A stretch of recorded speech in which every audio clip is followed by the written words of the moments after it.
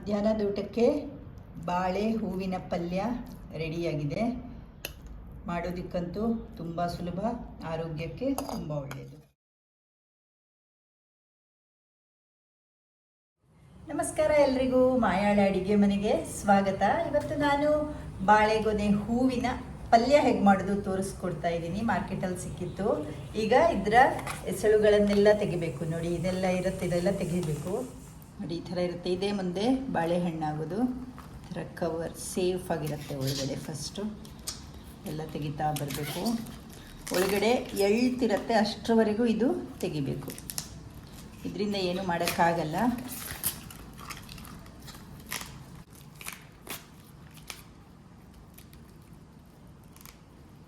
ನೋಡಿ, ಇದನ್ನು ಇನ್ನು ಕೊಚ್ಚಿಬಿಟ್ಟು ಪಲ್ಯಕ್ಕೆ ರೆಡಿ ಮಾಡಿಕೊಡ್ತಾ ಇದ್ದೀವಿ. ಎಷ್ಟು ತೆಗೆದಿದ್ದೀನಿ ಅಂತ ಕೌಂಟ್ ಮಾಡೋಣ.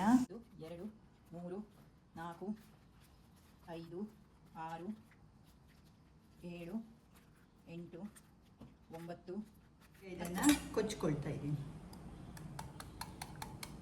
ನೀವು ಮೆಟ್ಟಗತ್ತಿ ಇದ್ದರೆ ಮೆಟ್ಟಗತ್ತಿಯಲ್ಲೂ ಮಾಡ್ಕೊಳ್ಬೋದು.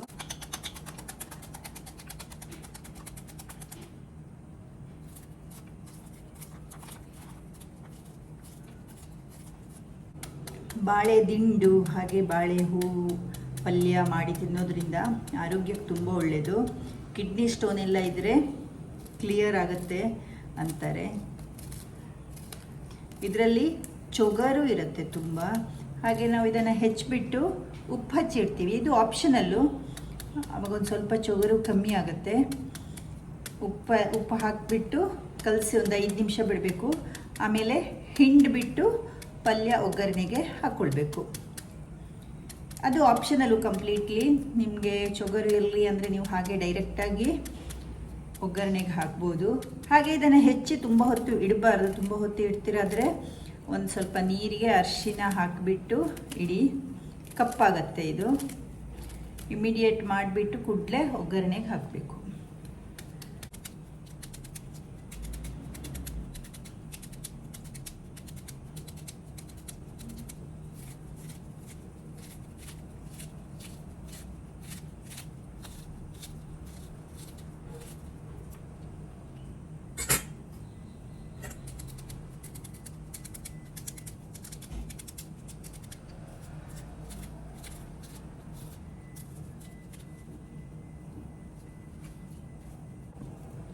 ನೋಡಿ, ಹಚ್ಚಿದ್ದು ರೆಡಿ ಆಯ್ತು. ಈಗ ಇದಕ್ಕೊಂದು ಸ್ವಲ್ಪ ಉಪ್ಪು ಹಚ್ಚಿಡ್ತೀನಿ.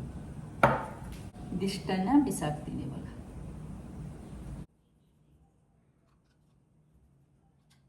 ಕಲಸಿ ಒಂದು 5 ನಿಮಿಷ ಇಟ್ಟರೆ ಸಾಕು, ನೀರು ಬಿಡುತ್ತೆ. ನೋಡಿ, ಒಗ್ಗರಣೆ ರೆಡಿ ಮಾಡಿದ್ದೀನಿ. ಒಂದು 2 ರಿಂದ 3 ಟೀ ಸ್ಪೂನ್ ತೆಂಗಿನೆಣ್ಣೆ ಹಾಕ್ಕೊಂಡಿದ್ದೀನಿ. ಅರ್ಧ ಸಾಸಿವೆ, ಅರ್ಧ ಸ್ಪೂನ್ ಉದ್ದಿನಬೇಳೆ ಹಾಗೂ 1 ಒಣಮೆಣಸು ಹಾಕ್ಕೊಂಡಿದ್ದೀನಿ. ಈಗ ಇದಕ್ಕೆ ಇಂಗು ಮತ್ತು ಅರಿಶಿನ ಕೂಡ ಹಾಕ್ಕೊಳ್ತಾ ಇದ್ದೀನಿ. ಸಾಸಿವೆ ಸಿಡಿದಾದ್ಮೇಲೆ ಇದೆಲ್ಲ ಹಾಕ್ಕೊಳ್ಬೇಕು.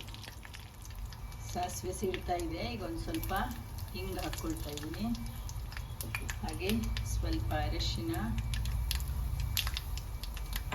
ಹಾಗೆ ಕರಿಬೇವು, ಒಂದು ಹಸಿಮೆಣಸು. ಸ್ವಲ್ಪ ಖಾರವಾಗಿ ಮಾಡೋಣ ಅಂತ. ಖಾರ ಬೇಡ ಅಂದರೆ 4-5 ಒಣಮೆಣಸು ತುಂಡುಗಳನ್ನು ಹಾಕಿದರೆ ಸಾಕು. ಈಗ ಈ ಬಾಳೆ ಹೂವನ್ನು, ಕೊಚ್ಚಿಟ್ಟ ಬಾಳೆ ಹೂವನ್ನು ಹಿಂಡಿಬಿಟ್ಟು ಹಾಕ್ಕೊಳ್ತಾ ಇದ್ದೀನಿ. ನೋಡಿ, ಉಪ್ಪು ಹಚ್ಚಿ ಇಟ್ಟಿದ್ದೆ. ಈಗ ಈ ಥರ ಇದನ್ನು ಹಿಂಡಿಬಿಟ್ಟು ಹಾಕ್ಕೊಳ್ತಾ ಇದ್ದೀನಿ.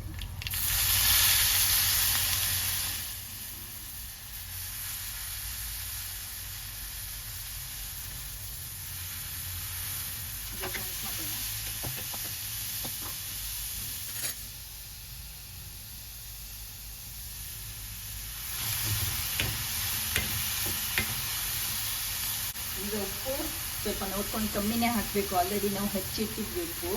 ಸ್ವಲ್ಪ ಕಲ್ಲುಪ್ಪು ಹಾಕ್ಕೊಳ್ತಾ ಇದ್ದೇನೆ. ಹಾಗೆ ರುಚಿಗೆ ತಕ್ಕಷ್ಟು ಬೆಲ್ಲ, ಹಾಗೆ ನಾನು ವಾಟೆ ಹುಳಿ ಪುಡಿ ಹಾಕ್ಕೊಳ್ತಾ ಇದ್ದೀನಿ. ಹುಣಸೆ ಹಣ್ಣಿನ ರಸ ಕೂಡ ಹಾಕ್ಕೊಳ್ಬಹುದು. ಈಗ ಒಂದು ಸ್ವಲ್ಪ ನೀರು ಹಾಕಿ ಮುಚ್ಚಿಡುವ. ಸ್ವಲ್ಪ ಒಂದು 2 ರಿಂದ 3 ನಿಮಿಷ ಬೆಂದರೆ ಸಾಕು. ತುಂಬ ನೀರು ಮೊದಲೇ ಹಾಕಬಾರ್ದು, ಸ್ವಲ್ಪ ಹಾಕ್ಕೊಳ್ಬೇಕು ಅಷ್ಟೇ. ಇಷ್ಟೇ ಸಾಕು. ಒಂದು 1/4 ಕಪ್ಪು, ಕಾಲು ಇಲ್ಲ, ಸ್ವಲ್ಪ ನೀರು ಹಾಕೊಂಡೆ. ನೀರು ಜಾಸ್ತಿ ಹಾಕಿದರೆ ಏನಾಗುತ್ತೆ, ನಿಮಗೆ ತುಂಬ ಹೊತ್ತು ಬೇಯಿಸ್ಬೇಕಾಗತ್ತೆ. ನೀರು ಆರೋವರೆಗೂ ನೀವು ಬೇಯಿಸ್ಕೊಳ್ಬೇಕಾಗತ್ತೆ ಅಷ್ಟೇ. ಈಗ ಮುಚ್ಚಿಡ್ತಾ ಇದ್ದೀನಿ. 5 ನಿಮಿಷ ಆಯಿತು ನೋಡಿ, ನೀರೆಲ್ಲ ಆರಿ ಹೋಗಿದೆ. ಇದಕ್ಕೊಂದು ಸ್ವಲ್ಪ ಫ್ರೆಶ್ ತುರಿದ ತೆಂಗಿನಕಾಯಿ ತುರಿ ಹಾಕ್ಕೊಳ್ತಾ ಇದ್ದೀನಿ.